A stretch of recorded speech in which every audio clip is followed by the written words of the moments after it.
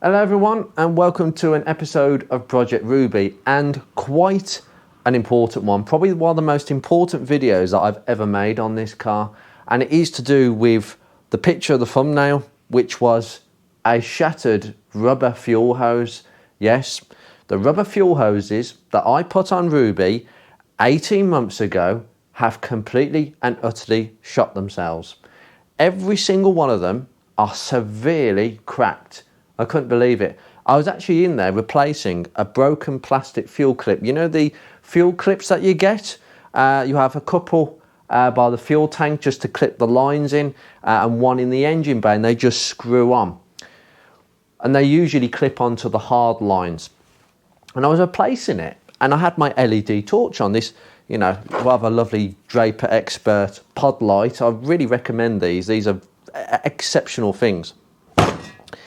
And I just had a look at a couple of the hoses in the engine bay, the feed and return hoses going to the pump and then the carb. And I was like, oh my gosh, there's cracks everywhere. I'm not joking, like all the hoses were gone. Now, at first glance, because the hoses that are down the back of the engine bay, you wouldn't notice without a torch. And even with a torch, they didn't look bad until I just caught some dark spots on the hoses, and I noticed that all the hoses were quite dirty, like they got some mud brown substance on them, and I'm thinking that doesn't look right either. And then I just gave it a squish, and I'm going to demonstrate with this one. So that's a new one. This is one of the fuel hoses by the tank, and this is exactly what's happened to the ones in the engine bay. So you've got the two by the tank, the return and the feed, and you've got the ones in the engine bay going to the pump and the carb. Look how dirty it is. What's all this brown stuff? I cleaned this up ages ago. And I was thinking, well, is that me putting my mucky paws everywhere? And like, why has it gone brown? It's porous. That's why it's going brown, because somehow this is not ethanol resistant. These were eBay purchases. Yeah, big mistake. Don't buy off eBay, guys, because you don't know what you're buying. These are supposedly R9 high pressure ethanol resistant fuel hoses. Really? You're joking? Look at that. If the camera can focus in. Oh my God, it's literally gone the full length. And this is what I could see when I put my thumb on the hoses. Oh no, that is literally going to blow.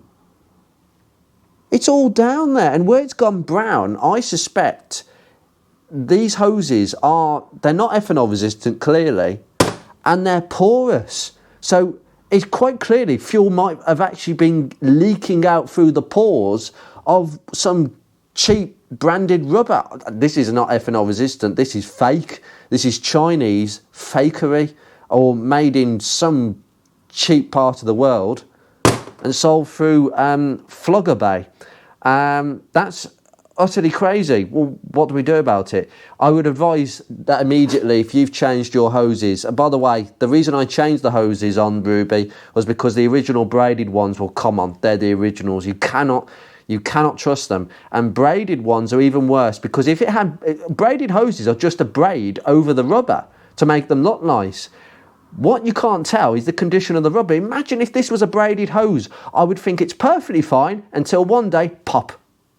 And I had that on my P6 years ago. So don't buy braided hoses, because you can't see it. It just covers the rubber up. So you can't see how bad the rubber is. It is a thing with classic car owners. I mean, goodness me, this has been a problem for some years with classic cars. I mean, classic cars catching fire. Usually it is down to carburetor leaks or fuel line issues, rubber fuel lines, that is. And we've seen plenty of classics go up into fire, and Ruby could have been one. And I have been driving Ruby around. Thank goodness I spotted this. If I had not have changed those plastic clips, I would never have discovered this until it was too late. So please check your lines, all of your Fiesta Mark IIIs. Please check your line. Whatever classic car that uses rubber fuel lines instead of the sort of reinforced plastic ones that a lot of modern cars use, including Focus Mark 1s or Fiesta Mark 4s or anything like that, anything after that. So yeah, change your lines as well. If you're not sure, just change the lines, and I'll show you where to go. There's a place called Car Builder Solutions, or there's another place called Hose Master as well, and they both supply the same type of high quality. Now this isn't cheap. eBay ones, I think I bought them for about, I had to buy an 8mm for the feed and a 6mm internal diameter. So for Mark III, you're going to need two types. You're going to need the 8mm, which is the internal diameter of the hose for the feed, and 6mm for the return. Okay, so you're going to need two lengths. Just buy a meter of each. And it's cost me about 30 quid from this Car Builder Solutions, but they supply this lovely rubber fuel hose. And if I can just show you the name.